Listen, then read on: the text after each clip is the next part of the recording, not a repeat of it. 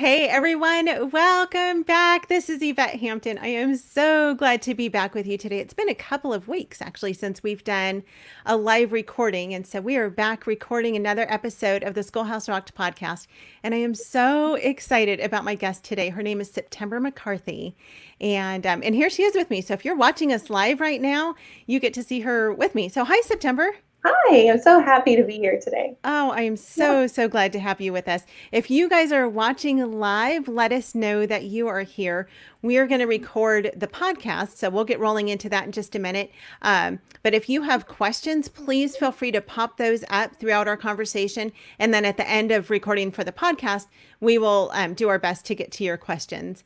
I'm actually going to get rolling with the podcast here, and you guys will be able to hear our intro for the podcast. And then I think this one's actually going to air next week. So if you have friends that you want to share this with, we are going to be talking about a topic that is near and dear to many moms, and one that gets questioned a lot, and it's about how to homeschool multiple ages and grades. So if you're watching us on Facebook right now, you can share this with your friends right now. They can watch it as well with us, or they can go back and listen to the podcast. But all right, so here we go with the podcast, and we are recording on this end. So hey everyone, welcome back to the Schoolhouse Rocked podcast. This is Yvette Hampton, your host, and I am so excited to be here with my guest today. Her name is September McCarthy, and you guys are going to be so encouraged by her. She actually is a podcaster herself. She is one of the co-hosts of the Mom to Mom podcast with Kate Battistelli and Jamie Erickson. And I know you guys are really familiar with Jamie for sure, because she's been on the Schoolhouse Rocked podcast a few times, and she was also part of the Homegrown Generation Family Expo. But September, welcome to the podcast. I am so glad that you are here with me today. Thank you. It's so good to be here. I love this community. Yes. Oh, me too. Me too. And I love that word community, because it's really what we are, and it's really what we need as homeschool moms.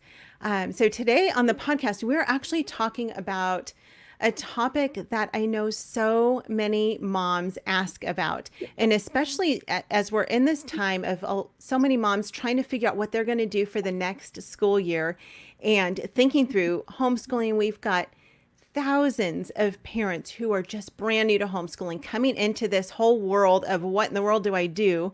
And many of them have multiple kids who are multiple ages and multiple grades, of course. Even if you have twins and they're the same age, you still have two completely different kids. And so today we're going to talk about homeschooling multiple ages and multiple grades. And September, you might have a little bit of experience with this because you have 10 children of your own. Yeah. Yep. 10 children. 10 kids. And how many grandkids? We have 8 grandchildren. And so I'm basically in every season of motherhood right now. Grandparenting, home motherhood. That is amazing. And what are the ranges of your kids' ages? So our oldest is 28, and we have a few of our older kids that are married. And then we have our youngest spanning, 10 children all the way down to the age 9. And then, our grandchildren. So, and we're still homeschooling 4 currently, grades 9th, 7th, I have to think here, 6th and 4th. Okay, that's so awesome. And you are in a part of the world that to many people seems very foreign. And I will tell you, you're in New York. I have been to New York a few times. And though, let me say, I've been to the city. I've been to Manhattan. And it's like a different country there. Yeah. But you don't live in the city. No, we're in upstate New York. Okay. Yeah. But people probably always assume, we're from California. People always assumed that because we're from California, we of course live on the beach and suntan all day long. And so people always assume, I'm sure when they hear New York, that you are in the middle of the city and you live downstairs in the Empire State Building, and right? Yeah, right. Everyone thinks we're in the city. It's very, very different. And homeschooling is difficult in New York, to be honest. It's very difficult. We have a lot of things that are mandated and required. And so, some states are different like that. And I'm sure California, is different, but we work through a lot of challenges like that. Yeah. In New York.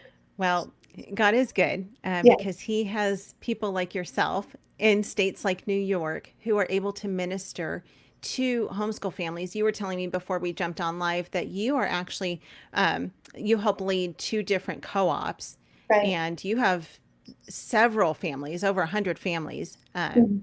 between the two that you help out there. So homeschooling's big there.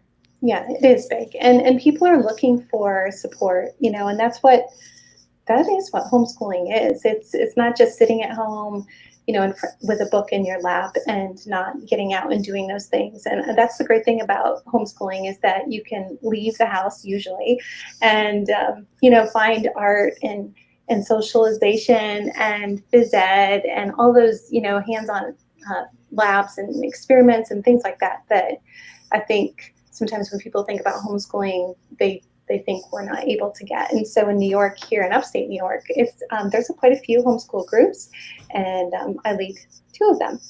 Yeah, So, that's so awesome. thanks.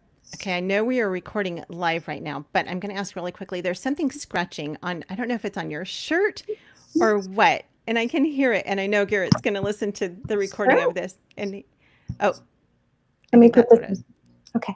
Yep. Oh, there we go. That's Okay. better. Yep. I think your microphone was rubbing against your shirt. Yep. And so I know Thank Garrett you. will get to that part of it and he'll be like, what was that noise? And then it will be a I little bit hard to understand. edit for the podcast. So yeah, much better. Thank you. Yeah. So back to the podcast.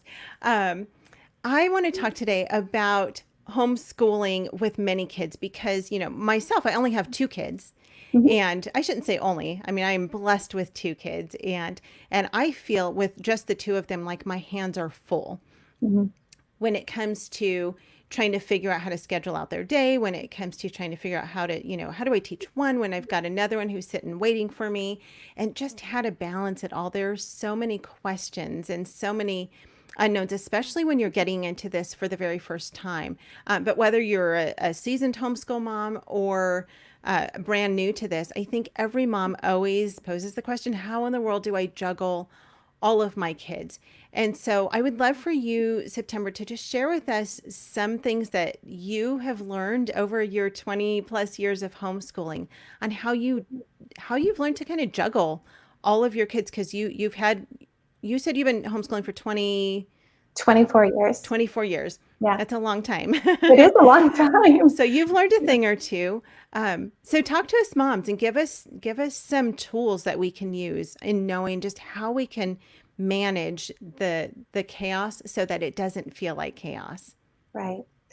Well, I think, it's really good to begin with this idea about what our expectations are for us personally as like a homeschool mom, and just kind of maybe take our kids out of the equation for a minute. Because I think what happens is we have this ideal in our mind to begin homeschooling, and then we jump right in, and then our feelings end up dictating what our homeschooling looks like. And we become overwhelmed, and we think we can't do this, and we think we're not enough, and we think we're going to ruin our kids. And so I think sometimes we're wondering, how are we going to do this? Like, what is it that needs to change? And so I always like to begin with our expectations. And I think it would be really fun if we could do like a little report card for anyone listening today. Yeah, and I like to do this with myself periodically. So I just want to ask like a few questions, and Yvette, you and I could do the report card too. Okay. But so the first question would be true or false. Homeschooling will look the same whether I'm teaching one student or 10. So whoever's listening, if I you would were say false. yeah, right. But it's possible. So whatever grade you give yourself, this is going to give you an idea of what expectations you have for yourself and your homeschooling when you begin. Okay, so like the second part of this report card we're going to take today is, I am doing well with my multitasking, my responsibilities, and a large number of people, but when it comes to academics, I need help. So give yourself a score and grade on that. You're good at Okay. Now, am I answering these true or false, or am I grading Nope. myself like A, B, C? Yeah, this could be just, I'm doing well, I need help with the academics. It could be just, words or sentences to grade yourself. So when you look back over this, report card at the end of the day or at the end of the week or at the end of the school year, like, okay, this is where I'm really struggling.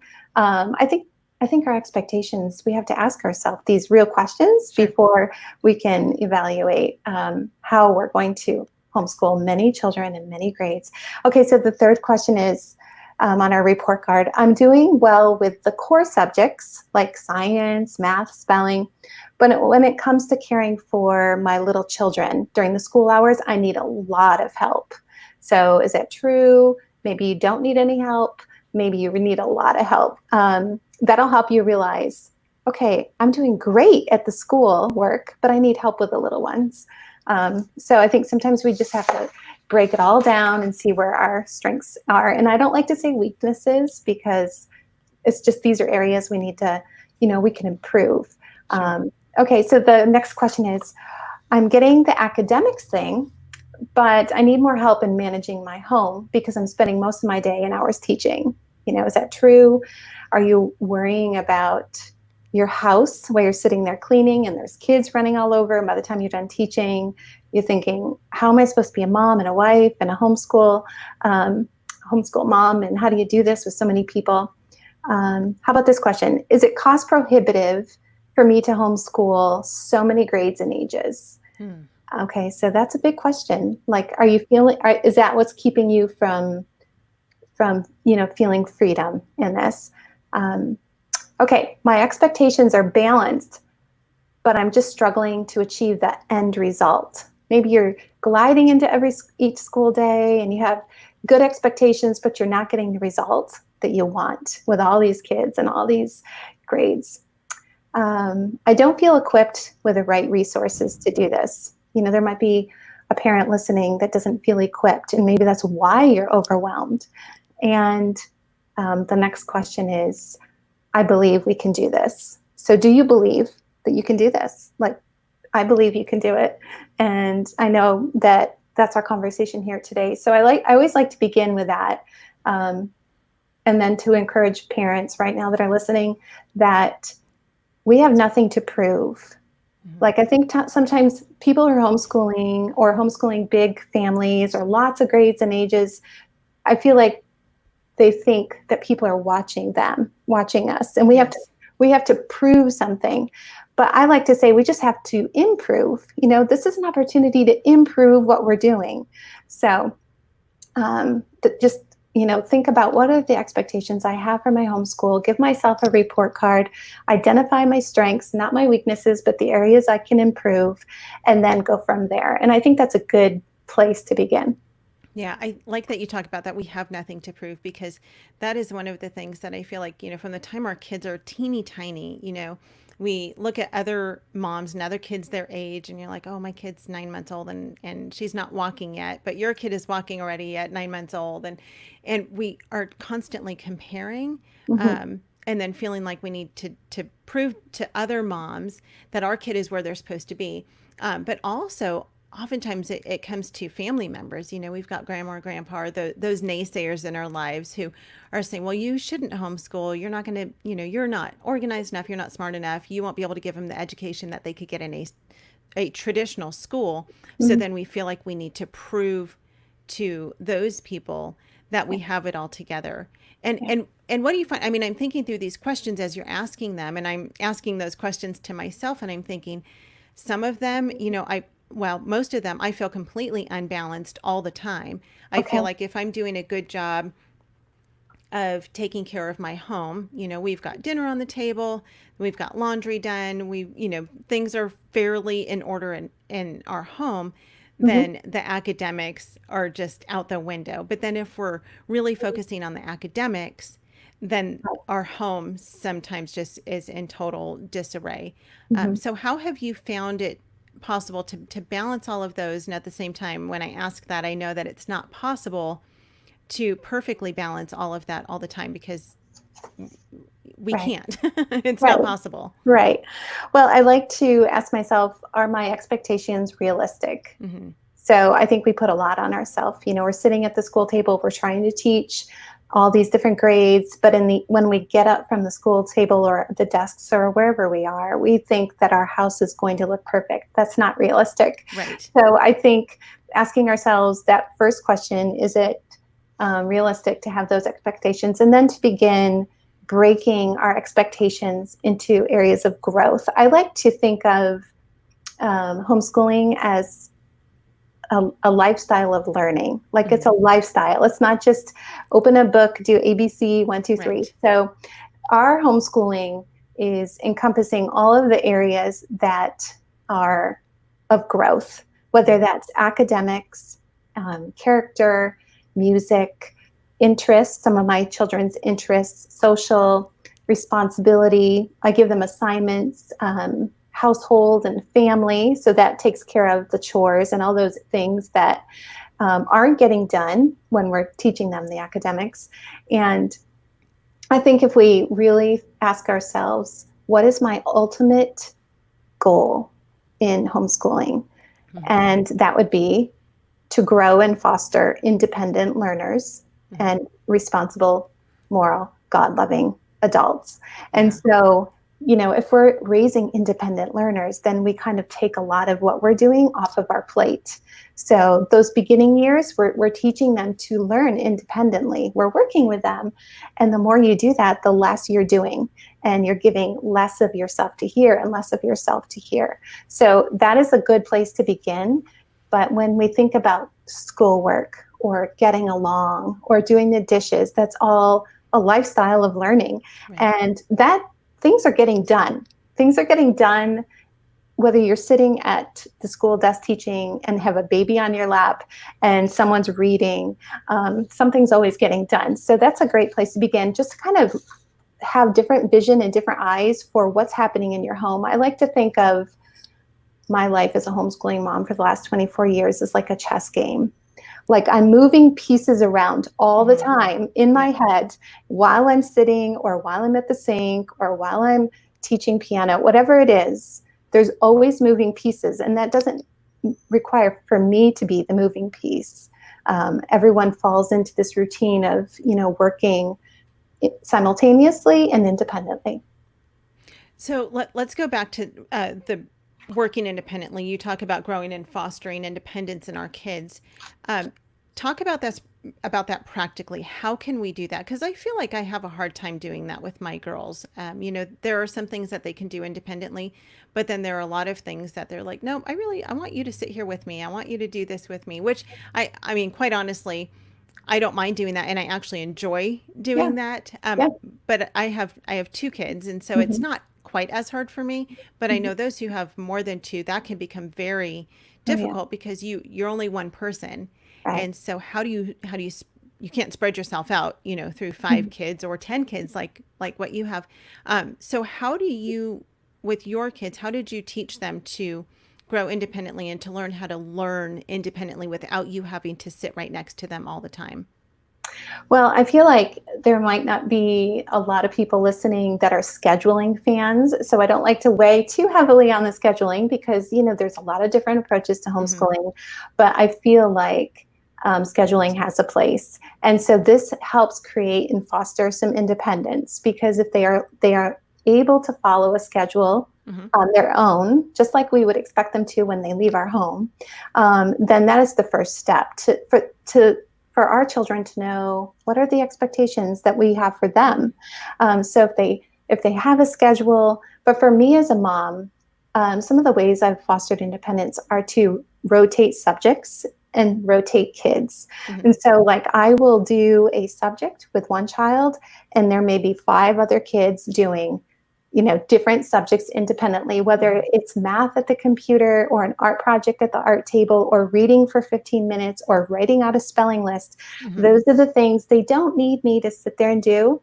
Now I have some kids that like to sit next to me and do those things, but they know that this is my attention and my time with another child.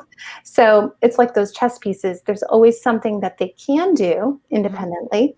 And then I rotate that child in and rotate a child out. And so that's my first tip for anyone listening is to rotate kids, rotate subjects, rotate days. So there's going to be days in our homeschool where you will do a lot of subjects with them together. And then there will be days that they're going to do something alone. And they may not like it at first, and they may not learn as much if you're sitting there listening to them read every single word. But it's that that weaning off of you that they can do this. You check their work. You say, well, you didn't do this right. I want you to redo it a little bit. So I rotate days when I work with them in certain subjects, and I rotate days when I don't. We do a lot of group studies. So we'll do things at the table together, like science or history or art and composers, fun stuff like that, hands-on experiments. And then I'll kind of encourage them to go off into their own space and to kind of work off of that. And usually the kids like that independence. They realize, okay, now I have this free time, and it kind of, creates this lifelong independent learner. And I love watching that. I always remind my children that I am their mom and I'm their teacher, but I'm not their only teacher. Like, they are their own teacher. Mm-hmm. I want my kids to always be thinking, what can I learn? Sure. And I always like to reward them when they come back to me and say, hey, Mom, guess what I learned today in my science? I was reading this chapter on leaves, and I learned that the stamen, and they're telling me all this, and I just totally engage with them, and listen. I'm like, well, did you write it out? And did you draw a picture? And they can see the rewards of learning independently. Yes. Yeah. There is reward in that. And it's so much fun with our kids to see that light bulb go on when they have just caught on to something, whether it's math or science or, even history, sometimes we'll come across something, and they're like, oh yeah, I remember reading that in my history book or, and it's so much fun because it really does give them a sense of accomplishment to be able to say, yeah, I got that. I learned that. Yeah. I think sometimes we feel like we're not learning or like our kids aren't learning because it's such a slow process. Yes. And so it's hard to identify those benchmarks all the time. Mm-hmm. But they really are. Every day they're picking up something. Every day they're learning something. Yeah. And so I love that. So, I mean, I imagine that with having as many kids as you do, you have to have a schedule in place. Yeah. So let me ask you this question. This is not a homeschool academic question. This is just a life question. Yeah. And I don't know. We have yet to figure this out in our home. It takes us forever to get up and going in the morning and then to get our kids in bed at night. Do you find that to be true with yours? Is it just me? Like I can't figure out, like, what are we doing wrong? Why does it take us 2 hours from the time we get up in the morning to the time we're ready to actually do anything, any kind of academic work? Mm-hmm. And then bedtime. Yes. There's a reason why there's comedians who always talk about bedtime and song, Veggie Tale songs about it because, the excuses. Yes. Yeah. Yeah. No, I've been a mom for 28 years. And so I'd like to say now, after all these years, we're on our third batch of kids. We joke about that because we're raising our 4 youngest still. I feel like our home is now a well-oiled machine. Now, if I were to rewind this, life of mine, it would not look so seamless and so easy. But back in the day when we would get up, I had expectations of our family, and I knew that it was my job to set the tone for the day. And so that did not mean that I would be up at 5 a.m. doing my devotions, doing my workout. That is just not who I am. Right. I function better later. Yeah. And my kids know that. So they could easily take advantage of my morning inability to wake up.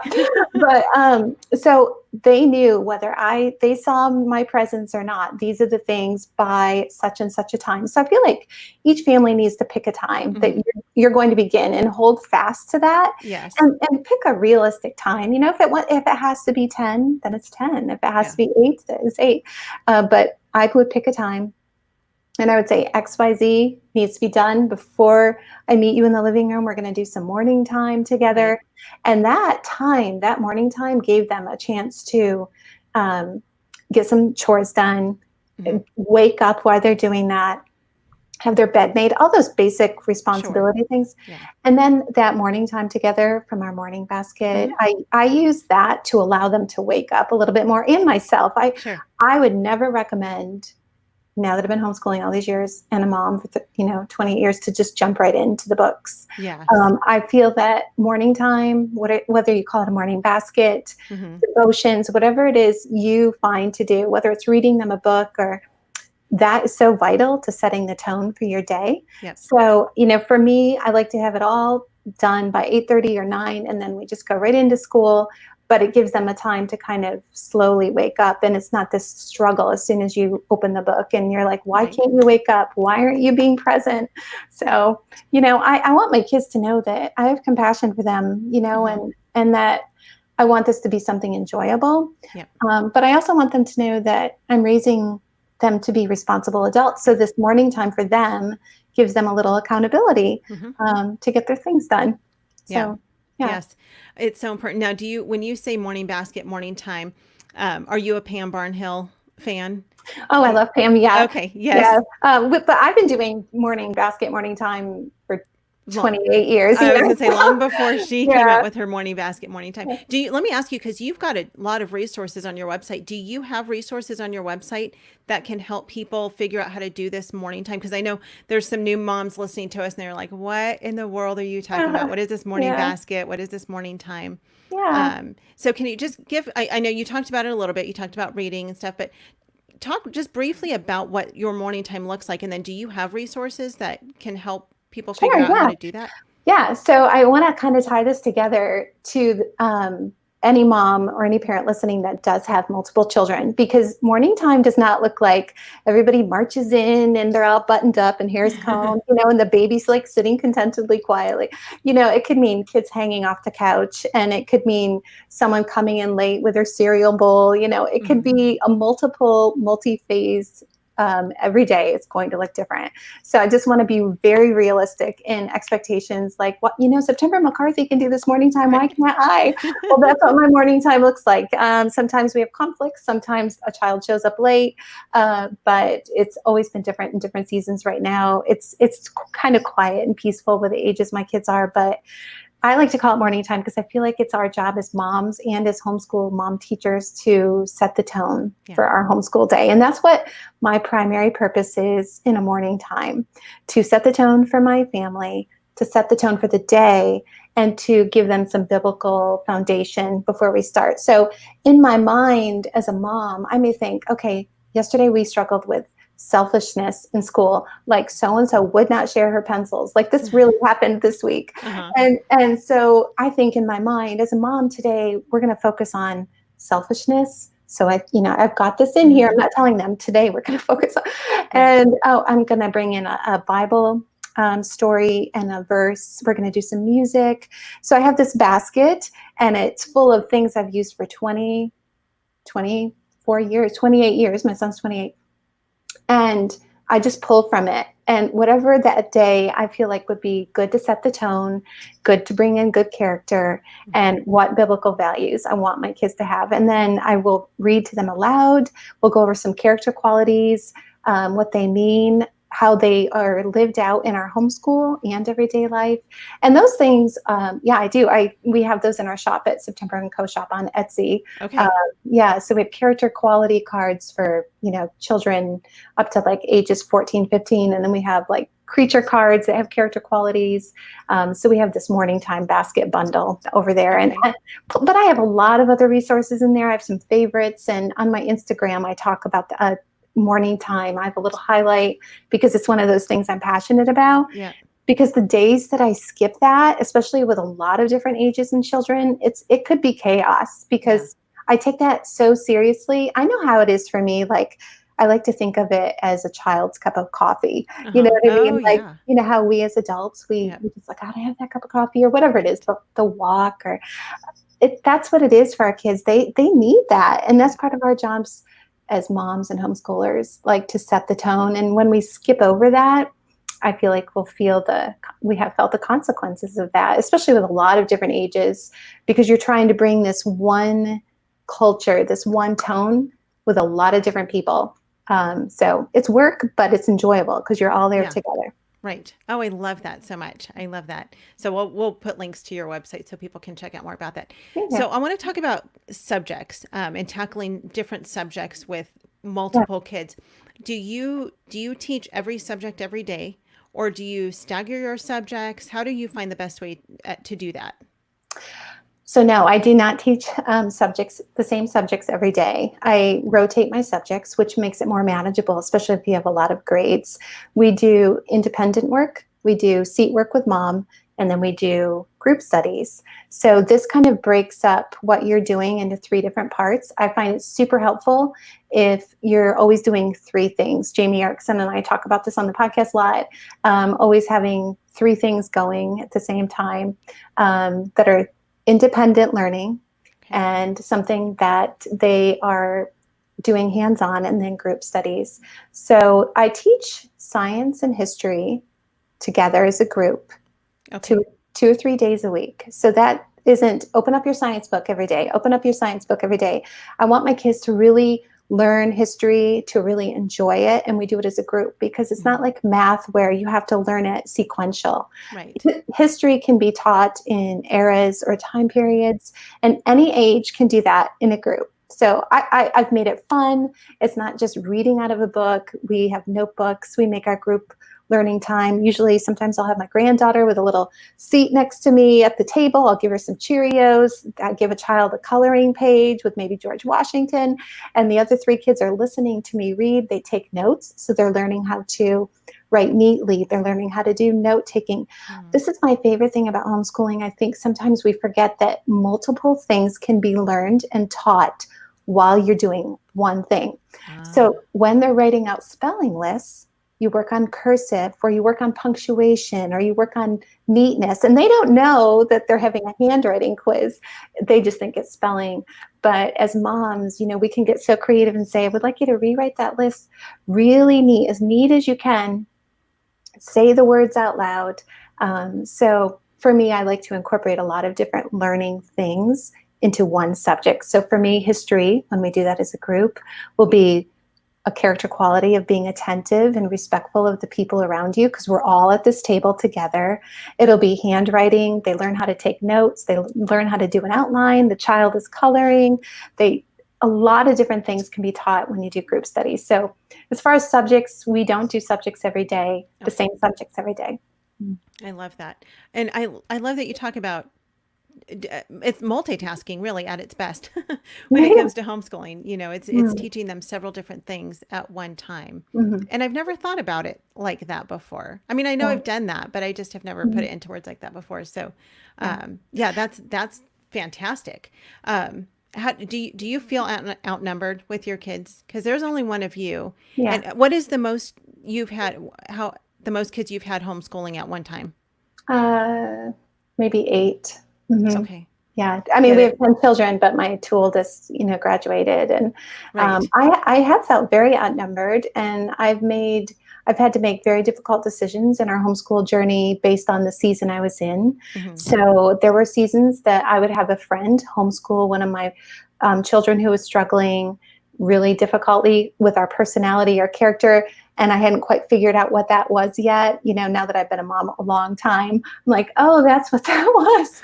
But I had a friend homeschool one of my children, and I've many times have said, and I'm sure many parents of multiple ages and grades, students have said, I am just one person. I can't be everything to everyone. Yeah. But it really comes down to how we see our homeschooling and what our expectations are. And for me as a mom now, I really like to make sure that a few things. I have a good schedule. My kids know the expectations. I have my own expectations, and they're not unrealistic. If we don't get an entire math page done, but my child excelled in strong character, biblical values. They knew that I loved them. We walked away from a conflict in the middle of school.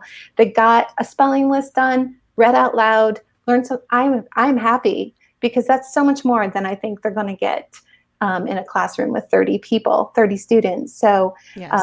I'm just so thankful that my perspective has shifted to seeing what my kids are getting and not focusing on what they're not getting. Right. Well, I love that you say that, because I think so many times we feel like we're somehow failing our kids by not having them in a traditional school. We feel like, well, they're not getting the social interaction. They're not getting the academics that they need. They're not getting this, they're not getting that. And we feel like somehow having them home with us, we're failing them in some way.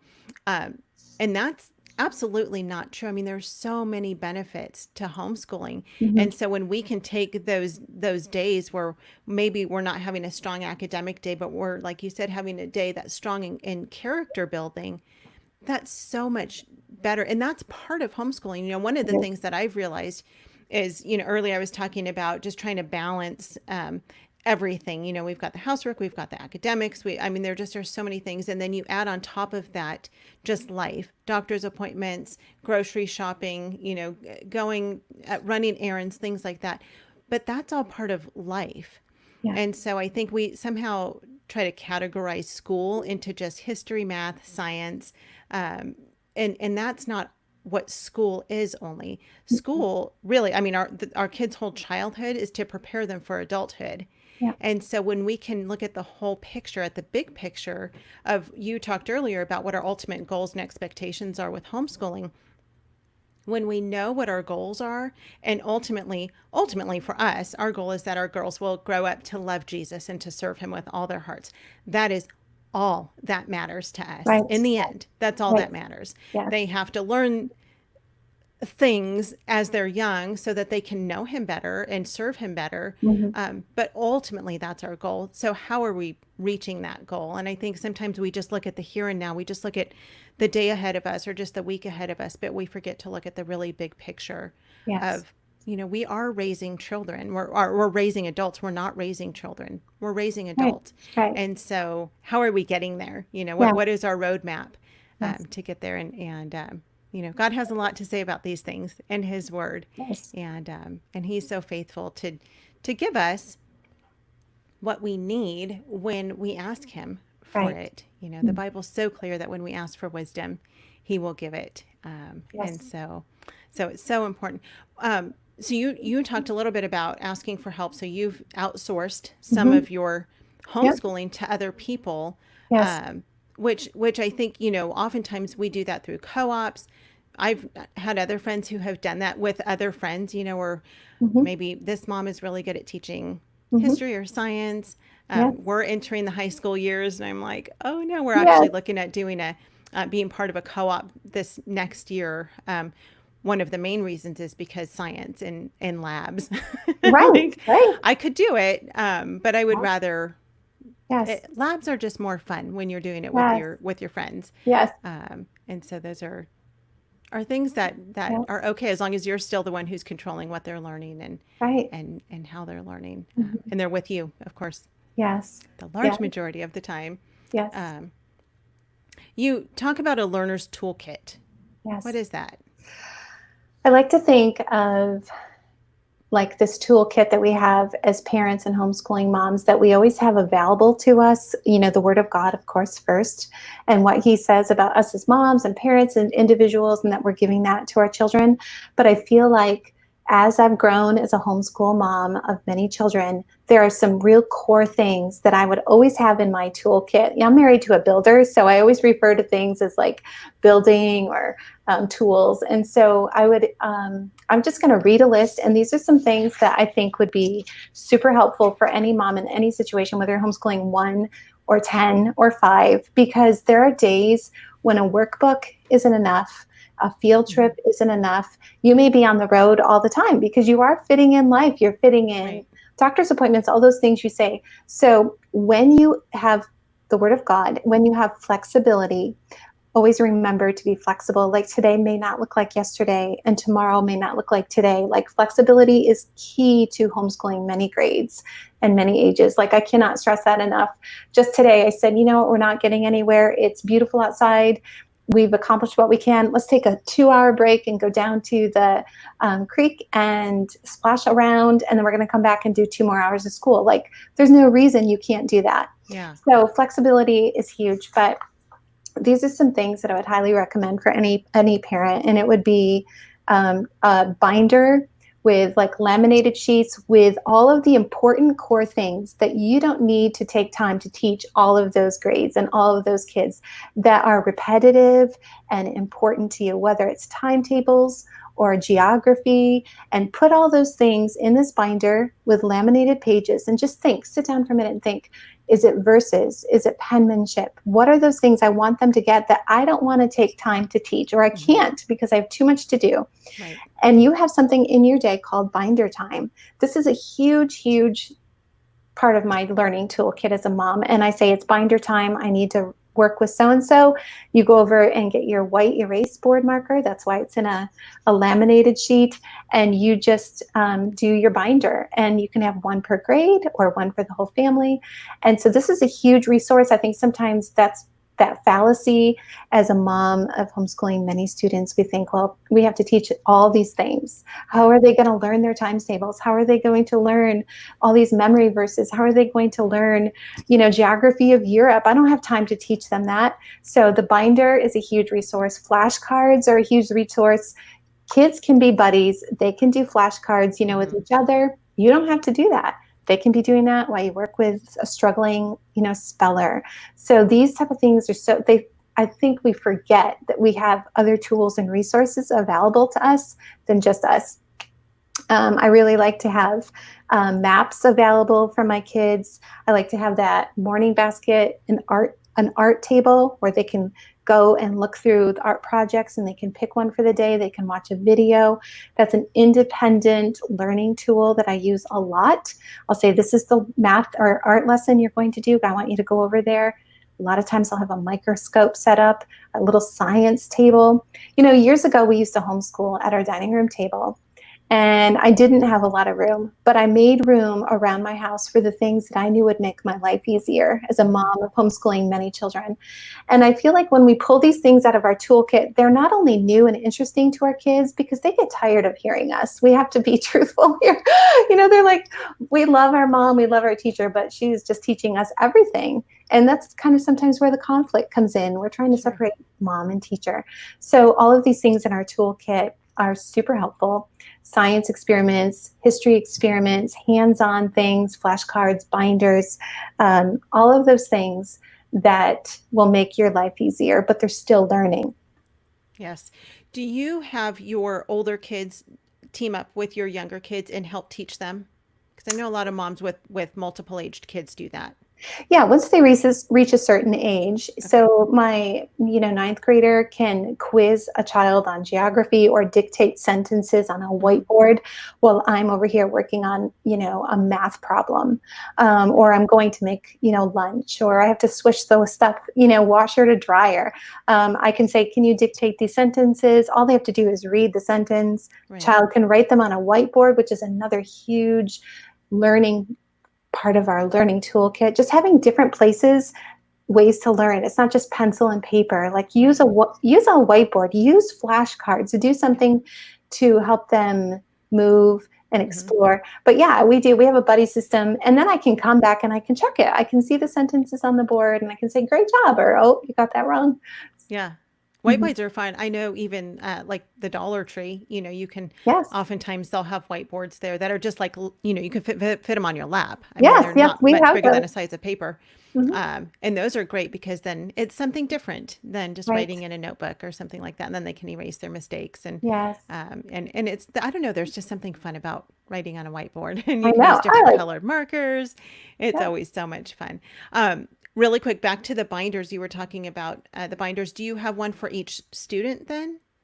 Or do you have like a master binder that I have a master binder, and it grows over the years. Sometimes I pull things out. Right now we're studying European countries, the rivers, the seas, all of that. So right now in my binder, I have maps with all that are blank, maps that have the European countries listed, and then they can study. Then they can flip it and fill it in. So I'll rotate things out, but there's always multiplication facts. There's always addition and subtraction, speed drills. There's, I don't have one per child. It's just it's one binder. It sits right on the shelf. I'm like, go get the binder. Now I have multiple binders. I'll say, go get the math binder or go get the history binder, because it's grown over the years. Right. There's so many things you can put in there. It's those things. Ask yourself, what are the things that I want them to learn that's not in my curriculum, that I don't want to take time to sit and teach, that they can do on their own. Those are the things that go in that binder. Right. Okay. That's great. We have binders for each one of our girls. And the very front page of their binder is their attendance sheet, because, we're in Georgia. And so we have to keep attendance, which I think most states, not all states, but most states, you have to at least keep attendance.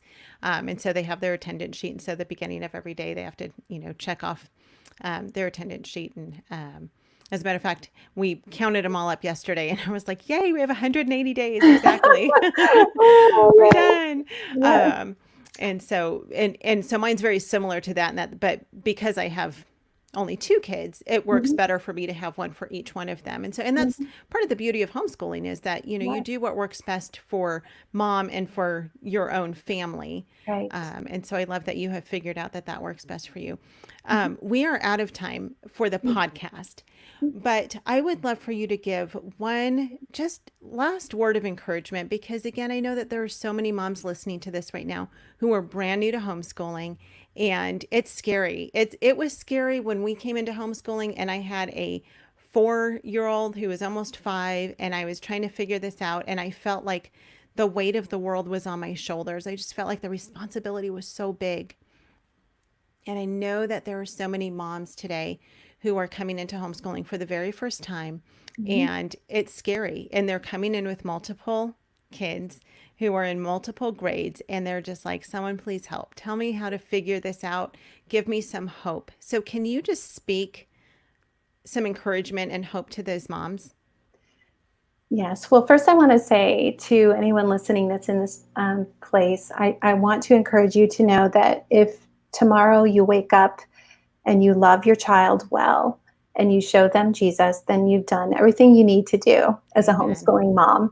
So, that just takes all of the pressure off. I hope, like, okay, well, I just did that because you're going to do that by reading to them patiently. You're going to show them the character of Jesus when you teach, when you model, when you lose your steam and you're tired, but then they see you needing Jesus, they're going to see you lose your temper maybe or your patience, but then ask them to forgive you. They're going to see all of that and they're going to say, oh, this is the character of Jesus. So this is just baseline, but it's really everything. So, just take all the heavy expectations of what you think your kids might be missing or might not get from you as a homeschool mom, because what you can give them at home is going to multiply in so many ways you won't even know. The time that you give them, whether it's working with a math problem or teaching them to read or helping them to work through a problem that maybe when they were in a big classroom setting, they weren't able to work through diligence or perseverance. Like, they're not just learning how to multiply, they're learning how to work through problems that maybe were internal and mental and emotional and spiritual. They're so much bigger than us. And really, that is who is in control of all of this. And so every day when I put my feet on the floor, I say, Lord, I don't know what it's before me today, but I want to model you. And I want my kids to learn as much as they can, of course, in academics. But I pray that every day that they will know that God is bigger than their problems and their lack of being able to read, a word and all of those things. So I say start small and take that report card, that we talked about in the beginning of this video, this podcast, and just kind of lay it out and examine where you're beginning and where you are in this journey so you know where to go. But really just have that purpose and vision before you. I think when we know what we want, what is our purpose in homeschooling, we can get there a whole lot easier than saying, I don't know where to begin. That's usually the first thing, we say, I don't know where to begin. Anything new is like that. But if we know where we want to go, what we want to see when we say goodbye to our children, when they leave our home, I think that helps us get there a little bit better. Yeah, I love that encouragement. And moms, just remember God is going to give you everything that you need to accomplish what He's put before you. He Mhm. will. He's going to give it to you, and He's going to fill in all of the gaps because there are going to be so many of them. I'm looking at my oldest daughter, and she's going in ninth grade this year. I'm like, we've got 4 more years with her, and I feel like we have so much still to accomplish in the next 4 years. And then I have to step back and just remember we have been faithful to what God's called us to do, and Yes. He's going to fill in the gaps. And you talked earlier about teaching our kids to be learners, lifelong learners. This is not just a 12 or 13-year journey. This is a lifelong journey. And if Yeah. we can teach them how to learn, the learning doesn't end at 12th grade. Right. like I thought it did. When I graduated Hmm. high school, I was like, yay, I'm done. Never have to learn another thing, never have to open up another book. And it wasn't until I really started homeschooling that I realized, oh, wait a minute, it doesn't end there. There's Yeah. there's so much more to this learning and to this life Hmm. than what we learn in our elementary, middle school, and high school years. And we can never stop learning. There's always so much Right. to know about God and His creation and His love for us. Hmm. I mean, it's like reading the Bible through one time and then saying, okay, I'm done. I never have to read it again. Right. Yeah. You can read it 1,000 times, and every single time you're going to learn something new. Yes. So God is Hmm. faithful. For those of you who are maybe new to watching this, we did back in September, we did a whole week long online conference called the Homegrown Generation Family Expo. And it was amazing. God just brought the most amazing speakers to this event.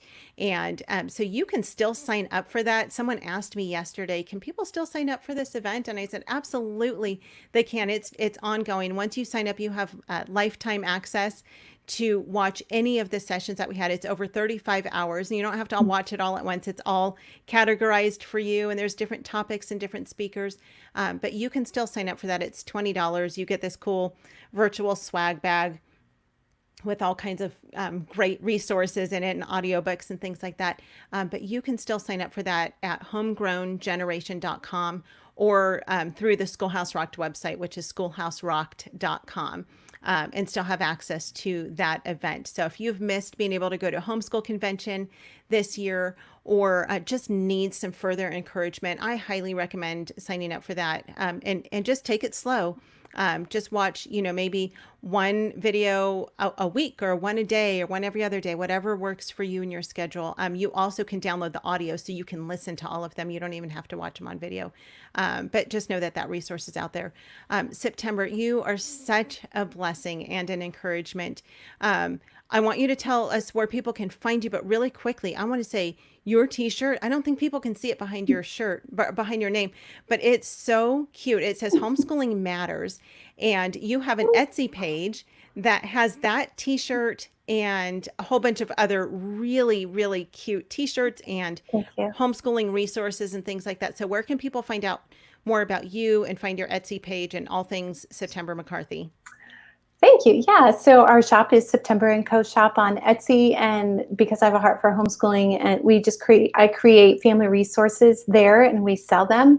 When my oldest daughter got married and she started having kids, she would say, "Mom, remember that what you taught us, that such and such? What did you use?" And I said, "I just made that up on my own." She said, "You need to make it like something people can get their hands on."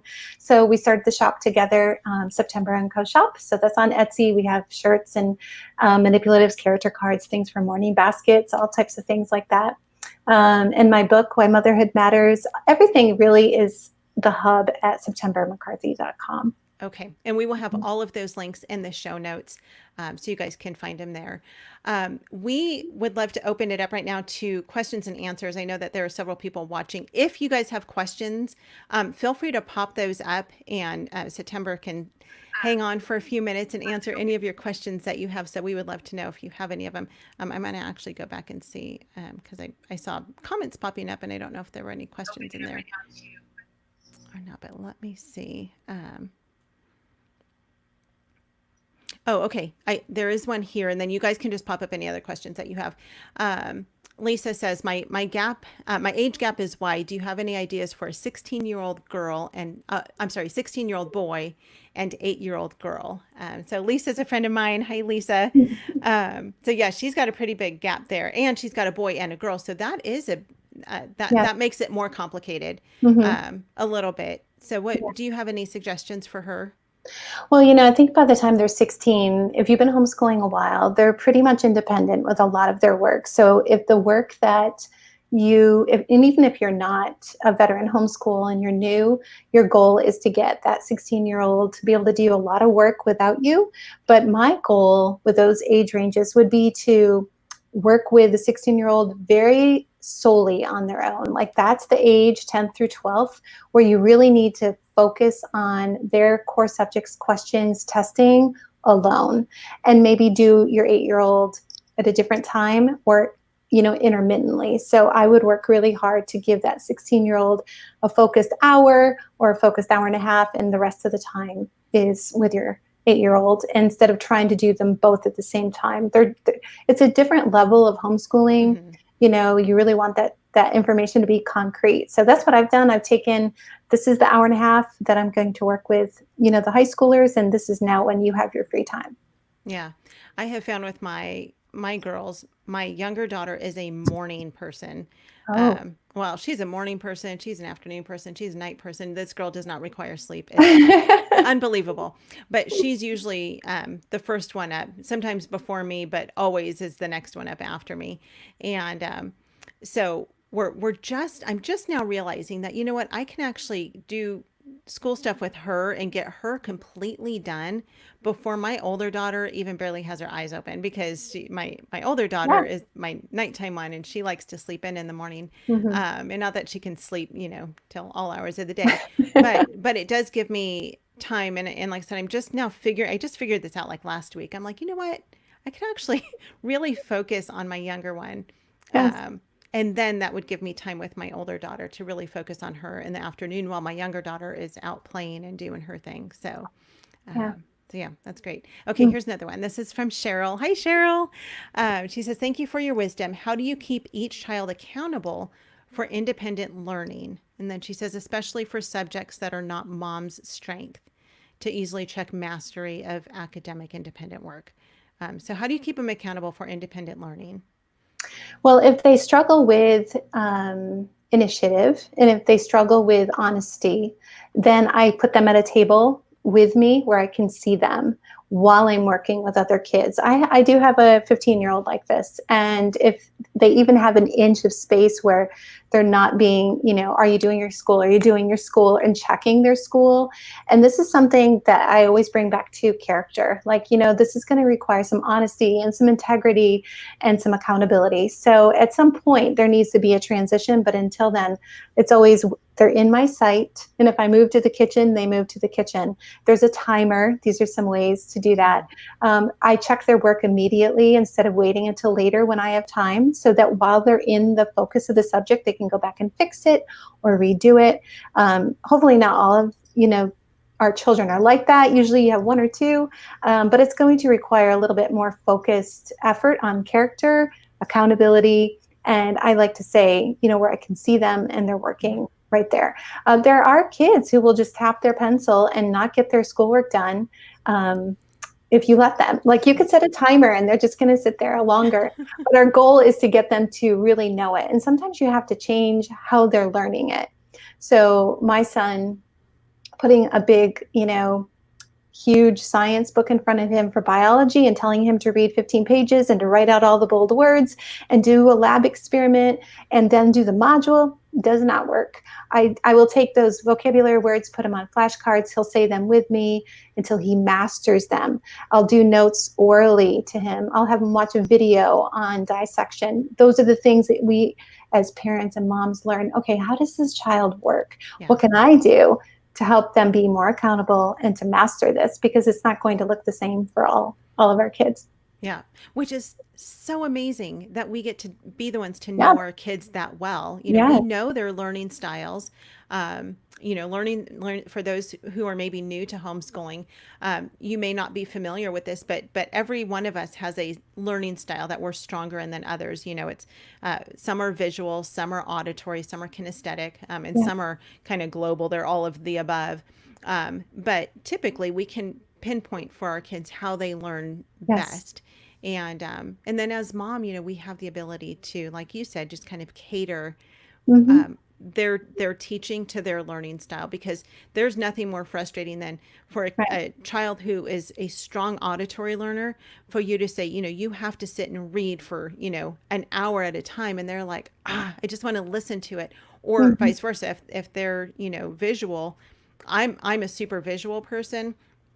And so you give me a book to read and I can read it and track with it. But if I have to listen to it, I'll just check out. I can't, my brain just doesn't work that way. And so, but in a traditional classroom, they teach the way they teach. And so many kids get left in the dust because they're not being taught to their own learning style and to their Right. strengths and weaknesses, because every kid has certain strengths and every kid has certain weaknesses. And so we get Hmm. to adapt their learning to who God made them to be, Yes. and how God created them. So, Hmm. Right. okay, here is another one. She's asking how to adapt morning time to 3 teenagers and a 9-year-old Hmm. so that Hmm. all are hopefully engaged, Yes. or feel it's applicable to them personally. So Hmm. yeah, I mean, morning time Yeah. for 3 teenagers and a 9-year-old is different Yep. than it would be to, Yeah. toddlers and Yep. tweens. Yeah. Well, I've been there and I've done that, so I could say that. So for me, I like to use this analogy. When we all go to church and we're sitting listening to the pastor, we're all at different levels spiritually. So the pastor is giving this one message. We're all taking away something from it that's different places spiritually, different places emotionally. And so when we're doing morning time, I approach it the same way. I'm going to share the same biblical value, the same biblical truth, but I know that my teenagers are there listening. So while I'm speaking to them about something that's relatable to them, my younger children are listening, but then I'm also speaking to my younger children. I'll bring it to a different level. In the same conversation, I may say something like, you're going to be getting a job next year. So it's really important that you show wisdom when you save your money. And then when I'm talking in the same conversation about wisdom and I'm going through Proverbs, we're all learning the same verse. I've learned to not cater and water down what the Bible says to make it, something palatable for the older and little kids. But I do like to direct the conversation so it's relatable. Mm-hmm. So when it comes to that, when it comes to all being together, I've actually encouraged, and I've done this for many years. I've asked my older kids to actually pick one day a week that they will lead morning time, and they write out their own devotional, and they Love learn how that. to make it relatable to older and younger kids. And then they read the scripture, they learn how to speak publicly, they learn how to write a devotional, how to study God's word, they bring it to us, they ask the questions. So I actually have a form on my site, septembermccarthy.com, on how to create your own devotional, so that my older kids, this is something I figured out over the years, like we're a family. And this isn't just homeschooling. This is learning how to relate and teach and to be together and not be impatient or annoyed by it. And so I get them involved. And say, can you lead this today? I need to go up and get ready for the day. Usually I'm leading it, but one day a week I let them pick a day, and I let them pick what they want. Mm-hmm. What is God showing you in the Word? And if you just want to read a chapter to the family and pull something out of it, then do it, or pick a character quality. But it's been so good for all of us. Yeah, I love that. That is such a good idea. I love giving them the responsibility of being able to help lead, because it really does. I mean, again, goes back to multitasking. You're Yeah, teaching them public speaking and yeah. planning and writing, and I mean, Studying the Word of God. yes, yes. Yeah, There's nothing better than that. That's so great. I love yeah. that. So many good ideas, September. This is so fun. Yeah. So Katie, hi Katie. It's so much fun. I love seeing people's names pop up on here, I do and too. knowing who's on here. Some of them just say Facebook user because they've not allowed StreamYard to have their names. So some of them I can't Okay. see the names, but Katie, it's good to see you. And Katie has 8 little ones. I think, if I remember correctly, she's got 8 under the age of 12. All right. So she is in this boat. She's working. She's an amazing homeschool mom. Oh. And so she says, I didn't get to hear exactly what you have in your morning basket. What are some of your favorite things and recommendations? So I always have something for the Bible. I've been using the Children's Storybook Bible by Catherine Voss, which is, there's a Yeah. lot of things. You can Google something on the internet from a sound biblical website and find some good resources. Hmm. But I always have something that teaches Bible that can be age relatable. And so then I have something that is full of characters, that we're teaching a character value concept, and the character cards from September and Co Shop. Of course, those are in there because I made those as my kids were growing up, and now we actually sell those. So we have something for character. We have a read aloud, that's a biography of a Christian hero or someone of history. And we have music, some music books. What else do I have in there? Let's see. Sometimes I have Bible trivia, history trivia. Did you know? Like, I really like to mix it up. If I find my kids are like, oh, it's morning time, I pull something fun out and I surprise them, and a game. I have September and Co. We created New Testament, Old Testament flashcards. So I'll mix them up. Oh, fun. I'll have them have a race, and we'll time them. So it's not just this drudgery. So I really like to think of it as like a treasure box. Like, it's fun for me to think, what frame of mind are we in today? It's been a long week. We probably shouldn't just, read about Numbers and Exodus today. Let's just pull something out of here that's going to challenge us and motivate us to have the best day ever. And so that's the best thing about a morning basket. So in my morning basket, my morning time, and in the Mom to Mom podcast, we have a whole resources on what are in our morning basket. So that's a super helpful link. Yeah, that's great. And you don't do all of those things every day. No. You literally have a basket that's full Yeah. of things Yeah. that you can pull from each day. Yes. Which is so much fun. One of the things that we use, and we actually recently had Mindy Dunn on the podcast talking about the Child Training Bible, and that's a fantastic resource. If you guys haven't heard that podcast, go back and listen to that one because it's so good. Yes. And she teaches you how to basically use God's word to train character into our children, and it's a fantastic resource. So you can go back and listen to that. It's with Mindy Dunn. And one thing, as I'm looking at Katie's name here that I'm thinking about is for those of you who have your husbands home, I know that not all husbands are home in the morning or even in the evening. But if your husband is home in the morning, even for a short amount of time, maybe before he goes to work, and he's able to lead your family in family devotions and just reading the Word of God together. We have been able to be a part of that with Katie and her husband, Scott, a few times. And it is amazing. We do that ourselves as a family. My husband leads us in our family devotions. But it's been really fun to see Katie and Scott do this with their family because they have 8 kids. And it's so amazing because they'll have literally, one kid is on the floor playing blocks. She's nursing, one of the babies, maybe one's, doing somersaults across the floor, and they just roll with it. And Scott reads the Bible, and the kids take turns reading. They talk about whatever passage they're in. They may do some worship together. I mean, it's just what an amazing opportunity that we have to be able to start our day out in God's word. And so if you have a husband who is a believer and he is willing to do that in the morning, don't nag at him, but maybe encourage him to be part of your morning time with you. And then, he can go off to work or go off and do his thing, and you can get into some of the other, reading of a book or, whatever else you do with your morning time. But involve your husbands if you can into being part of your morning time, because it really does build family unity to do that. And that is my favorite part of our school day is when our family comes together. We do it every day. And we just come together and we read God's word together, and it is really a blessing. Okay. Jen is asking, okay, you answered this, but maybe really quickly, if you can run through it again. She's saying, what did you include in the independent binder time, and what age did you start that? So we start that as soon as they can hold a whiteboard marker or pencil in their hand. So it depends. So for my younger children, there would be, let's say, circles, with dots and diagonals. So that helps them get ready to write letters.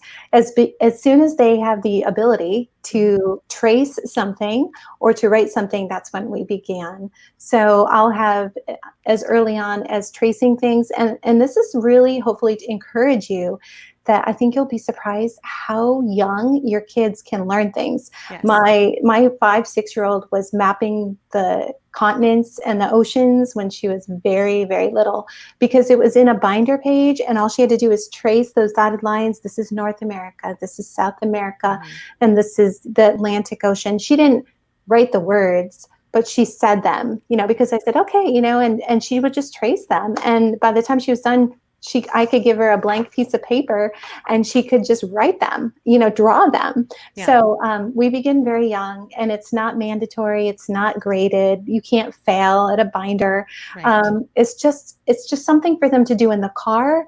It's something for them to do when you're at a music lesson and they're waiting. It's something to do when you're busy with the older kids and they're sitting at the table next to you. So you can be creative with that. You can think, what are the things I want them to learn? And maybe think even farther than that, what are the things that I want them to learn, but maybe I'm afraid that they're too little. So just stick it in the binder, and go over it with them a couple days. To me, it's like teaching a child how to do a chore, like cleaning the bathroom. You don't say, I want you to go clean the bathroom and then I'm going to grade it. I'm going to check it. And then you're going to fail because you did it wrong. You have to kind of show them the ropes. Yep. Say, this is your binder. These are the options. Put some tabs in there. Make it fun. Help them find the pages they want easily. But once you've given them the ropes, then they're really going to enjoy that binder time. Don't make it something that becomes, something they don't like. Yeah. Love it. Okay, Lindsay. Hi, Lindsay. Lindsay is asking, what advice do you have for parenting a perfectionist? Oh, My daughter is 8.5, and she's very hard on herself and tends to shut down when she gets something simple wrong. yes. I'm looking for ways to encourage her and allow her to make mistakes while not allowing her to just give up. Yeah. Well, Lindsay, I've had a few come through my home like that, and currently have one right now. In fact, I was looking through her sketch notebook last night, and she's learning to draw independently, and just with some charcoal markers. And I was flipping through beautiful, beautiful drawings. Like, I can't even believe she drew them. I didn't know she had this ability. And right at the top of her page, it said, "Do not like, this one's bad." She wrote that, and it's beautiful. And whenever she gets something lower than a 98% on her math, she cries. And when I tucked her in the other night, and she's 13, she said, "I just don't understand why I can't do anything good and right." Now, she is so gifted. She's musical and she's intelligent. She gets great grades. Like, she's the child I thought, oh, I don't have to worry about her. But now I'm seeing these perfectionist tendencies. So what I've done is I'll actually have her put her math book away, and I'll say, it is important for you to know that the goal of learning is to learn. It's not to get it always right. Mm-hmm. And I remind her, people in history like Thomas Edison, I said, what if he gave up, with the filament and the light bulb the first time he tried? And we'll read a book on that. And we pray about it together. I'll have her do half of a page. And when she gets something wrong, I'll tell her that grade number doesn't matter to me. So I think it's one of those things we really should focus on more of that in them than the actual schoolwork for a while. Mm-hmm. Because my husband always told me, like with our most strong-willed children, he's like, September, you don't want to take those things out of them, right? Like, because someday those things will be used for great good. Yeah. You just want them to be used correctly. Right. So those kids who are perfectionists, we don't want them to not care. We don't want them to have low expectations. We just want them to have a better perspective about what God wants from them and about what's okay to not do right. Yeah. Yep. Love it. Okay, Katie is asking, what time do you start your day, and do you try to wrap up by a certain time? We usually start our morning time around 8:30, and we're done at 9. And then we go to our school desks and group studies, and we take a break around probably 10:45 every day. I make them do a mile run, so they go outside. It's really just for fresh air, for movement. I'm like, get out of your desk, go outside, run, because we have like a circle driveway. I'm like, run 13 laps or around the block, wherever you live, whatever it is. For us, they get a healthy snack. They come back to the table, and then we break for lunch. And we're usually done with the older kids by 1. Okay. 1, yeah. So it's not too long, but later in the day, we have a 40-minute every single day, 40-minute quiet time. And that's not really our homeschooling time, but they're reading independently. Yeah. They're learning how to sit quietly. They're learning a lot more than just reading. Like, it's like when we go to church and people are like, how do you get your kids to sit in church so well? I'm like, well, this was like a fostering thing at home. They didn't realize I was sneaking this into their homeschool. Yes. We start with 5 minutes and then we go to 10 minutes. And so, yeah. Yep. I Yeah. love that you say you're starting to wrap up at 1 because in total transparency, we're barely getting started at 1 in our family. We Well, are a family who is a very late family, and that stems from when Brooklyn was born.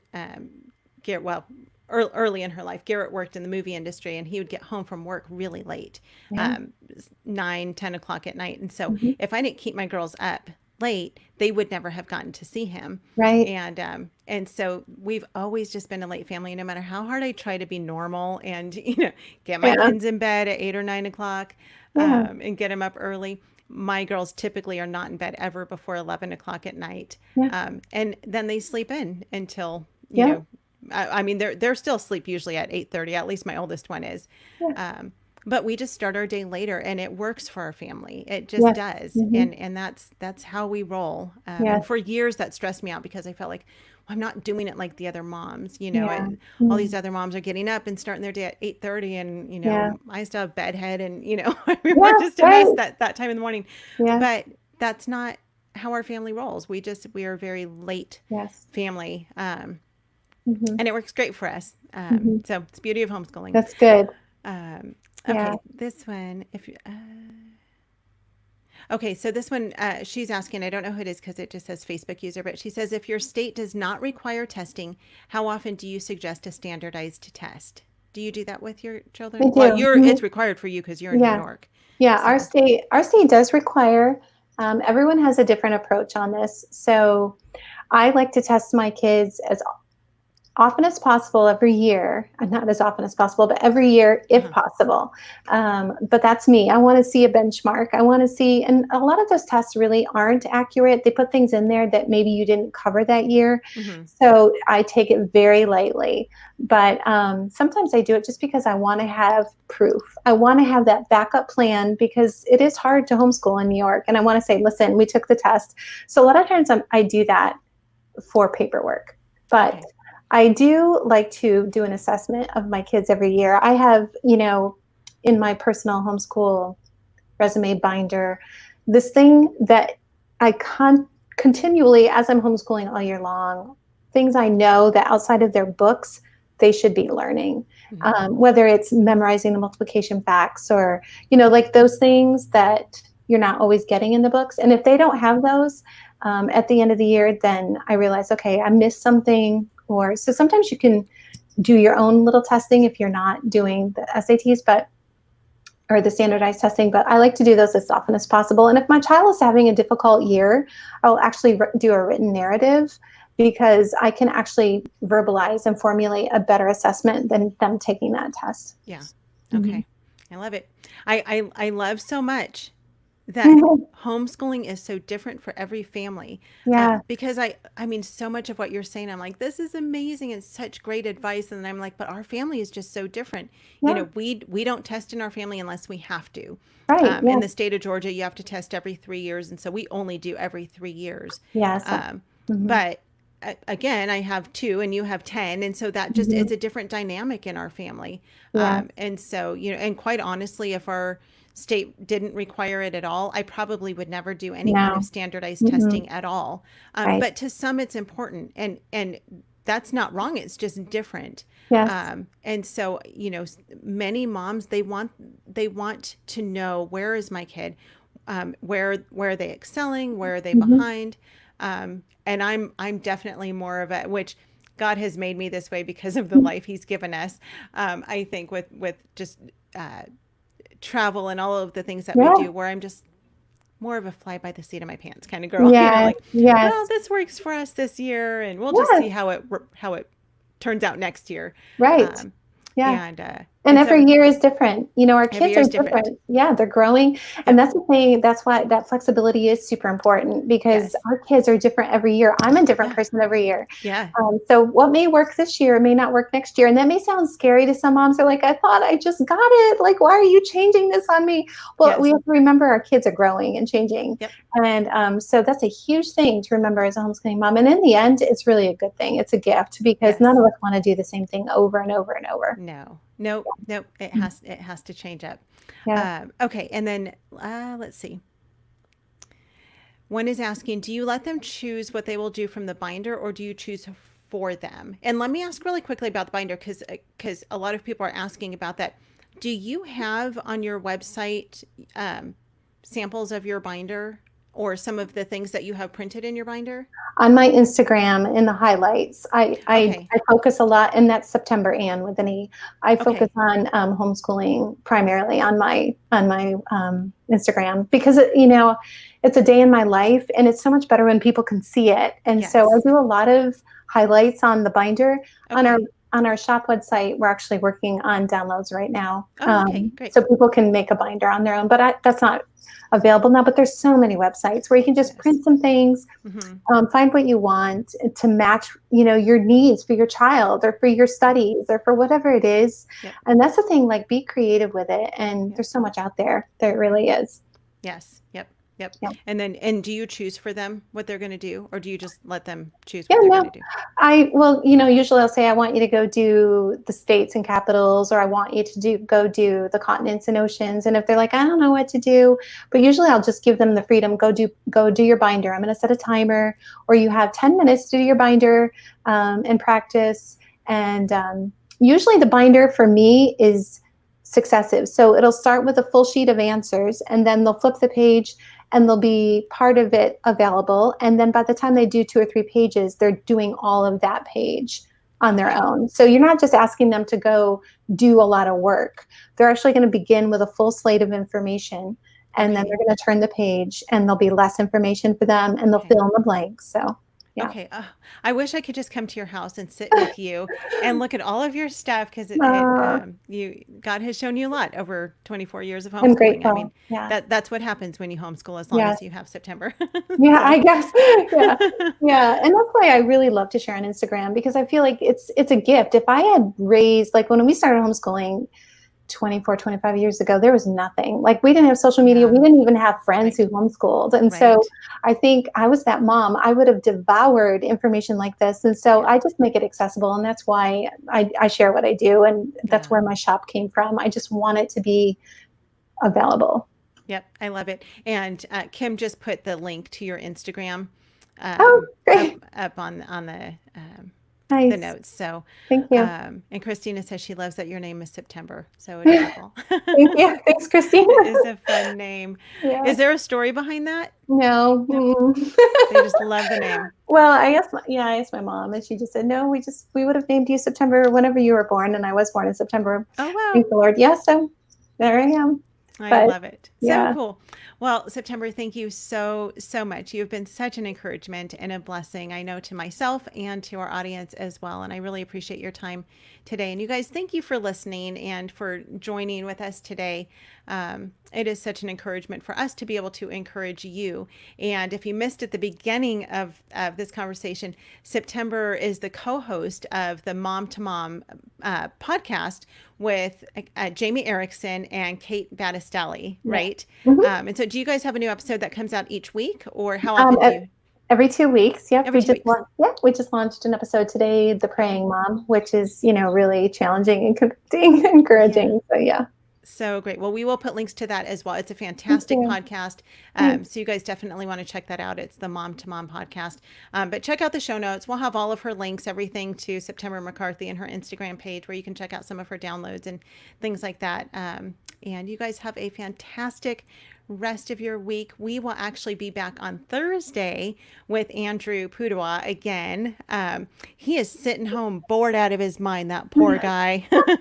He's not, he's a busy guy, but he Mhm. said that he would be willing to come back on the podcast again. So we will be doing another live session with him on Thursday at, I think, 4 o'clock Eastern time.